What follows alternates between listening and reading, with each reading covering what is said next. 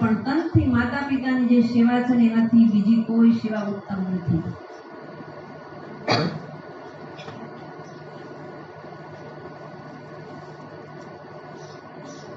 સેવાથી ભગવાન રાજી બહુ થાય છે, પણ સેવા કેવી કરવી એના ઉપર વધારવી છે કે ભગવાન છે ને એની સેવાથી રાજી થાય. પણ જે માતા પિતા છે તેનું ઉંબરાનું તીર્થ એ માતા પિતા છે, યાદ રાખવું. 139 શ્લોકમાં મહારાજે કીધું છે કે માતા પિતાની સેવા કરવી. અને બધાય કરતા પહેલા નંબરે માં આવે છે. કોણ આવે છે? માં. નાયજીનો એમ થાય કે મારો દીકરો શ્રવણ થાય તો સારું. શું કામ? તો કે મારી સેવા કરે. પણ એમ કહેતા હોય કે મારો પતિ શ્રવણ થાય તો એના સાસુ સસરાની સેવા કરે. યાદ રાખી લો, ગમે એટલું ભજન કરશો, ગમે એમ કરશો, દાન પુણ્ય કરશો, વ્રત ઉત્સવ કરશો, જાત્રા તીરથ કરશો, પણ જો આ સેવા નહીં થાય તો કોઈ ફળ નહીં આવે. યાદ રાખજો. એટલે પ્રથમ ઉંબરાનું તીર્થ છે ની માં છે, માતા પિતા છે. બીજા નંબરે પિતાની કીધી છે, ત્રીજા નંબરે ગુરુની કીધા છે ને ચોથા નંબરે કોઈ પણ રોગી માણસ હોય ને એની કીધી છે. એટલે માતાનું એવું એક પાત્ર છે, એના જેવું પાત્ર આ દુનિયામાં કોઈ નથી. માં છે ને આપણને દુનિયામાં લાવી છે, માં છે એ આપણને આ દુનિયામાં લાવી છે. કોઈ ન હોઈ શકે ને કોઈ ન થઈ શકે માને બરોબર. એટલે આપણે ગુજરાતીમાં એક કહેવત છે કે માં એ માં, બીજા બધા વગડાના વાહ. કે જનની જોડ સખી નય જડે લોલ, મીઠા મધુને મીઠા મે ગુલાલ લોલ, એ મીઠી મધુરી મોરી માય રે, જનની જોડ સખી નય જડે લોલ, જનની જોડ સખી નય જડે લોલ. એ માંથી મોટું કોઈ નથી. માની માં હોય ને એને નાની કહેવાય. એટલે માં જેવું આ દુનિયામાં કોઈ નથી, યાદ રાખજો. અને બેનો હોય ને, બેનો એને કઈ માં? તો કે જન્મ દેનારી માં ના. એ દીકરી જયારે સાસરે આવે છે ત્યારે એના જે સાસુ સસરા છે એ સાચા માતા પિતા છે, યાદ રાખજો. આજના સંતાનો એક વાત ધ્યાનમાં રાખે. ઘણા એવું છે એમ કે તમને કાંઈ ખબર ન પડે. નાના હોય ને કે તમને કાંઈ ખબર ન પડે. આ વાક્ય બોલતા પહેલા 1000 વાર વિચાર કરવો પડે કે જ્યારે તમને બોલતા નહોતું આવડતું ને ત્યારે એ માં શીખવાડતી હતી. એ તોતળિયું બોલી બોલીને માં 1000 વાર ઉત્તર આપતી હતી. એમ થઈ જાય કે માં તમને કાંઈ સમજાય નહીં. એક મારે વાત કેવી છે કે 10-12 વર્ષનો એક છોકરો, આ છોકરાનું નામ હતું અંકુર. આ છોકરે સ્કૂલેથી આવી અને તરત જ દફતરનો ઘા કર્યો. એની માતાની સાથે ઝઘડવા માંડ્યો. કહે છે કે તું મારી સ્કૂલમાં આવી જ કેમ? બોલ, તું મારી સ્કૂલમાં શું કામ આવી? ત્યારે એની માં કહે છે કે બેટા તારા લંચ બોક્સમાં કે ચટણી દેતા ભૂલી ગઈ હતી ને એટલે હું તને દેવા માટે આવી હતી. ત્યારે છોકરો તાળું કે પણ તને ખબર નથી કે મારા મિત્ર મને બધાય ધૂતકારે છે કે તારી માં કાણી છે, તારી માં કાણી છે, તું કાણી આવી શું કામ? ત્યારે છોકરો તાળી કે હો. અને માના હૃદયમાં તો આઘાત થાય છે. અરે મારો છોકરો આવું બોલે છે કે મારા મિત્રો મશ્કરી કરે છે. એની માં રડી પડી.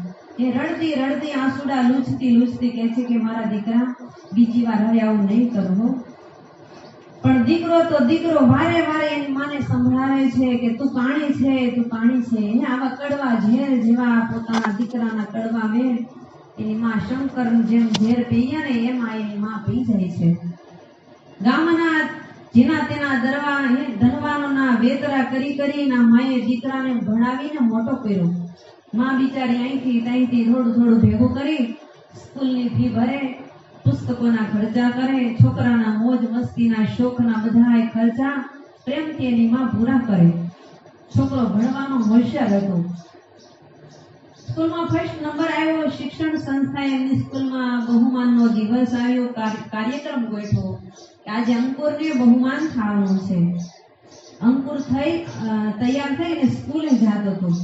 એટલે એની માં કહે છે કે બેટા આજે તારા બહુમાનનો કાર્યક્રમ છે તો હું જોવા આવું? એટલે તરત છોકરો તાળ્યું કે નહીં, કીધું ને તાણી મહેરબાની કરીને તો આવતી નહીં. એ માનું હૃદય આમ ચિરાઈ ગયું, આંખમાંથી આંસુ પડવા લાગ્યા કે મારા દીકરાના બહુમાને હું નહીં જોઈ શકું. એ બુદ્ધિશાળી દીકરાને માનું હૃદય ચિરાઈ જતું દેખાતું નથી. છોકરો તો જેમ તેમ બોલીને જતો રહ્યો, તોય માનું હૃદય હાથ ન રહ્યો કે બધાએ મારા દીકરાનું બહુમાન જોશે, હું રહી જાઉં. છે કોઈ ન જાણે ને એવી રીતે છેલ્લે જઈ અને કોઈકના ઓથે બેસી ગઈ. દીકરાનું બહુમાન જોવા એની માં પાછળ રડતી રડતી જોવે છે. દીકરાને બધાએ હાર પહેરાવ્યો ને એટલે એના માંથી રહેવાયું ને અહીંયા ભરાઈ ગઈ. મુખ આડો રૂમાલ રાખી કે કોઈને ખબર ન પડે ને એમ એની માં રડતી રડતી પાછી ઘરે આવી. અને દીકરો જ્યારે ઘરે આવ્યો ને ત્યારે એની માના મનમાં એમ કે હું દીકરાને કહું ને તો દીકરો રાજી થશે. એટલે કહે છે કે જો બેટા તારું બહુમાન થતું હતું ને એટલે હું આવી હતી જોવા, મને બહુ આનંદ થયો. એટલે અંકુર કહે છે કે કાણી તું શું કામ આવી હતી? મેં તને ના નથી પાડી, વારે વારે તું કેમ આવે છે? કેટલી વખત મેં તને ના પાડી છે તું મારી સ્કૂલમાં આવતી નહીં. એના માનું હૃદય એટલું બધું આમ ધ્રુજે છે કે અરે આ દીકરાને હું શું કહું એમ. દીકરો એકનો બે નથી રહેતો, એની માને કાણી સિવાય બોલાવતો નથી. વહાલા બહેનો, હૃદયનું રુદન તો હૃદયને સંભળાય, બુદ્ધિને ન સંભળાય. યાદ રાખજો, બુદ્ધિશાળી થઈ ગઈ આ પ્રજાને કાંઈ સમજાતું નથી. માનું હૃદય ખૂબ રેડું. આ વિષય તો બુદ્ધિ બારનો હતો અને દીકરો તો બુદ્ધિશાળી હતો એટલે દીકરાને કાંઈ સમજાયું નહીં અને કાંઈ સંભળાણું પણ નહીં. અને રાડ પાડીને કે કાણી તને ના પાડીથી કોઈ તું શું કામ વારે વારે આવે છે? એની માની આંખમાંથી આંસુડા જાય છે. એ વક્ત બીત ગયા તો લોગ ભૂલા દેતે હૈ. સમય વયો જાય ને એટલે બધાય ભૂલી જાય છે. આપણે એના હોવાથી, મમતાથી, પ્રેમથી, લાગણીથી એનું કેટલું સહન કર્યું હોય, એનું કેટલું રાખ્યું હોય, એના માટે કેટલું જાગ્યા હોય, એના માટે રડ્યા હોય, એ બધું એ ભૂલી જાય છે. પોતાના જ સુખાર્થી હિતાર્થી એને એ રડાવે છે.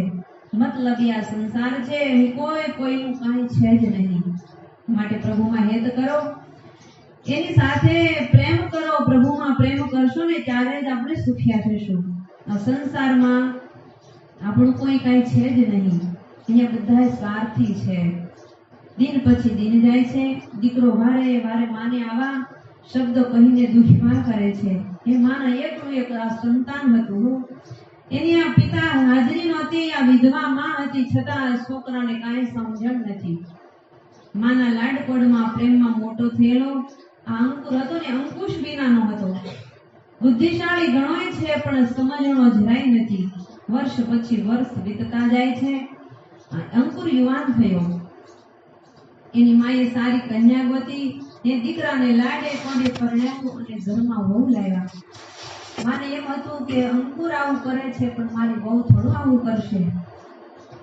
એ માં વહુને પણ હેતથી સાચવતી. હું આજુબાજુમાં જાય આવે બેસે, આજુબાજુ વાળા વહુને એમ કહે કે તારી સાસુ તો કાણી છે નહીં. હવે આ વારે વારે એમ કે તારી સાસુ તો કાણી છે. આ વાત વહુને ખૂંચા કરે.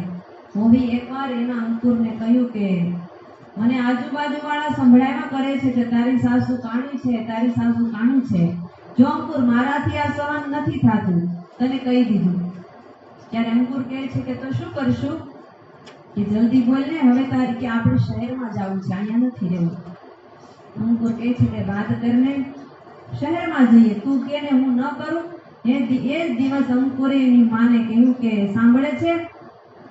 એની માં કહે શું બેટા કે તું કાણી છો? તો કે હા બેટા હું કાણી છું. જો મારી પત્નીને આજુબાજુ વાળા બધા મેણા મારે છે કે તારી સાસુ કાણી છે, તારી સાસુ કાણી છે, એટલે હવે અમે અહીંયા રહેવાના નથી. એની માં કહે છે કે તો બેટા તમે ક્યાં જશો? હું શહેરમાં જશું. તો કે મને હારે લઈ જશો? તો કે નહીં, કીધું ને તું કાણી છો, અમે એકલા જ જઈશું. એ જન્મ દેનારી માતાને લોકોના વાસણ માંજી માંજી મોટા કરનારી એ માને પોતાનું મંગળસૂત્ર વેચી અને દીકરાને ભણાવનાર માતાને સોનું વેચીને છોકરાના શોખને પૂરા કરનારી એ માને હે છોકરો આવું બોલે છે. આવી માતાને મૂકીને પતિ પત્ની બે શહેરમાં ચાલ્યા ગયા. દિવસ પછી દિવસ જાય. એ આ માતાને છોકરા યાદ આવે છે. યાદ આવે ને ત્યારે રડે છે પણ કોણ છાનું રાખે? એવામાં સમય જતા વૃદ્ધાવસ્થા આવી. કે સાંજે માંદે કામ ન થાય છતાંય ધસડા કરીને દિવસો પૂરા કરે છે, પેટનો ખાડો પૂરવા માટે બીજાના વેતરા કરે છે, કહે છે કે મારો અંકુર એમ બોલ્યા જ કરે. 7 વર્ષના વાણા વાઈ ગયા. એક દિવસ એની માની તબિયત થોડીક નરમ થઈ. એને એમ થયું કે હું હવે લાંબુ નહીં જીવું, પણ આ બધા કહે છે કે તમારી વહુ તો પરી જેવી છે, તમારો દીકરો બહુ બુદ્ધિશાળી રાજકુંવર જેવો છે, અને દીકરાના ઘરે પણ દીકરા છે ને એ એવા છે. એની માને એમ થયું કે લેને એના દીકરા દીકરી હું થોડાક શહેરમાં જઈને જોઈ આવું, પછી ભલે હું આયા મારું શરીર છૂટી જાય, પણ એકવાર તો મારે જવું છે. વળી માને યાદ આવ્યું કે મને ના પાડી છે, છોકરાને અણગમો થશે, મારું હૃદય વિંધાઈ જશે. આ કાણી નામ યાદ આવીને ત્યાં મને ખૂબ દુઃખ થાય છે. ત્યાં માં અટકી ગઈ કે મારે કેમ જવું, પણ માનું હૈયું હૃદય ઝાયલું ન રહ્યું. 3-4 દિવસ તો રડીને દિવસો પૂરા કર્યા, પણ હવે મન માનતું નથી. એટલે રોઈને રાત દી કાઢ્યા ને પછી રેવાયું નહીં. એક દિવસ રેવાયું નહીં ને એટલે શહેરમાં ગઈ. ત્યાં પોતાના દીકરાને રમતા જોયા. આ જોઈ દાદીમાં દોડ્યા. બાળકોને જેવા તેડવા જાય ને ત્યાં તો એની બહુએ રાડ પાડી કે અડશો નહીં. માં ઝબકી ગયા હો, અટકી ગયા. ત્યાં જેનો દીકરો અંકુર આવ્યો કહે છે કે કાણી આયા પણ પાછળ આવી, તને ખબર નથી કેટલી વાર કીધું છે અહીં શું કામ આવી? અહીંના લોકો જાણશે કે મારી માં કાણી છે તો અહીંયા પણ મારે સાંભળવું પડશે. માલા બહેનો યાદ રાખજો, સંભળાવી દેવાનું કામ બુદ્ધિ કરે છે, સાંભળી લેવાનું કામ એ હૃદય કરે છે. માએ આ અપમાનના શબ્દ સાંભળી લીધા ત્યાં ઊભું રેવાયું નહીં. માં પોતાની આંસુઓ દબાવી ગામડે પાછી રડતી આવી. આઘાત એનાથી આ સહેવાયો નહીં. તબિયત વધારે બગડી. ચોથા દિવસે અંકુરને ગામના મુખી કાકાનો ફોન આવ્યો કે અંકુર, તો કે હા કાકા, અંકુર તારી માં હવે મરણ પથારીએ છે, આજકાલના મહેમાન છે, 1-2 દી જીવે તો જીવે, તું ગામડે આવીને તારી માની સેવા કર. કહે છે કે નીકળશો ને? તો કે હા કાકા હમણાં જ આવું છું. પછી અંકુર એની માતાને પ્રેમ નહીં પણ મુખી કાકાના શરણે તે દી તો ન આવ્યો, બીજે દિવસે નીકળ્યો. મનમાં તો સમસમી ગયો ને બોલ્યો કે કાણી જાય તો છૂટું. અંકુર ગામડે આવ્યો. એના ગામના આડોશી પાડોશીએ કહ્યું કે અંકુર તારી માં તો કાલે રાતે ગુજરી ગઈ, અમે તારી બપોર સુધી વાટ જોઈ, તું આવ્યો નહીં એટલે એનો અમે અગ્નિ સંસ્કાર કરી નાખ્યો. પણ હા અંકુર, છેલ્લે તારી માં તારું જ નામ લેતી હતી અને કીધું કે મારો અંકુર આવે ને તેને આ પત્ર આપજો, લે આ તારી માયા તને કવર આપ્યું છે તે તું લઈ જા. અંકુર ગામડે બીજું ત્રીજું કંઈક જે કામ હતું એ પૂરું કરી શહેરમાં પોતાની ઘેર ગયો. પત્ની આવીને તરત પૂછ્યું કે શું થયું? અંકુરે નફરત સાથે બોલ્યો કે માં મરી ગઈ, કાણી ગઈ. પત્ની બહુ રાજી થઈ. સારું તમે બેસો, હું સરસ મજાની કે ચા બનાવી લઈ આવું. પત્નીએ ચા બનાવી ટેબલ ઉપર અંકુરને આપી અને ચા પીતા પેલા તેની માએ જે ચિઠ્ઠી આપીને એક આગળ વાંચવાની શરૂઆત કરી. એની માએ લખ્યું હતું કે મારા વાલા બેટા, હું તને રોજ યાદ કરું છું દીકરા. કાશ કે હા મારી અંતિમ વેળાએ તું મારી પાસે હોત તો સારું હતું, પણ કાંઈ નહીં બેટા. તારી સ્કૂલમાં આવીને મેં તને ભૂંઠો પાડ્યો હતો ને, તારા મિત્રોને તને તારી માં કાણી કહીને દુઃખી કર્યા હતા બેટા, એ બદલ સોરી, મને માફ કરજે બેટા. તે મને ચોખ્ખી ના પાડી હતી, પણ બાળકોને રમાડવાનું મારા મનને રોકી ન શક્યું ને એટલે હું શહેરમાં તારી ઘરે આવી. બેટા હવે મને લાગે છે કે મારે જવાનો સમય આવી ગયો છે, એટલે હું તને એક વાત વર્ષોથી મેં જે છુપાવી છે ને વાત તને કહું છું કે તું ખૂબ નાનો હતો ને ત્યારે એક અકસ્માતમાં તારી એક આંખ ચાલી ગઈ. તને કાણું હું જોઈ શકવાને સમર્થ નહોતી, તને હું એક આંખ વાળો જોઈ શકતી નહોતી. કોઈ મને એમ કહે કે તારો દીકરો કાણો છે તો મારું હૃદય તૂટી જાય. તે દિવસ બેટા તારા પિતા હાજર હતા, એને બધી મૂડી વાપરી નાખી, પણ બેટા તારે ઈલાજ થયો નહીં. ઈલાજ માટે મૂડી વાપરી પણ તારી કાંઈ આંખ પાછી આવી નહીં. ખર્ચો કરીને દુખી થાય તારા બાપે આ લોકને છોડી દીધો. હું તને એક આંખ વાળો જોઈ શકતી નહોતી. ડોક્ટરોને મળીને વાત કરી, સમજાવી. ડોક્ટરે કહ્યું કે મારી એક આંખ લાગી જાય. ડોક્ટરે કીધું કે હા છેવટે મેં મારી એક આંખ તને આપી દીધી. બેટા, તારી બે આંખ જોઈ મારી એક આંખ આંસુ પાડતી રહી. બેટા, સુખી રહેજે. ખૂબ વહાલ સાથે તારી માં. આ પત્ર વાંચ્યો ને તરત ચા કપ ભરેલો જ રહી ગયો અને અંકુરે બૂમ પાડી કે માં, માં કરતા કરતા ધ્રુસકે રડી પડ્યો. એની પત્ની કહે છે, અરે આ શું થયું તમને? તો કહે છે કે મારી માએ મને આંખ આપી હતી અને હું વર્ષોથી ને કાણી કહેતો હતો.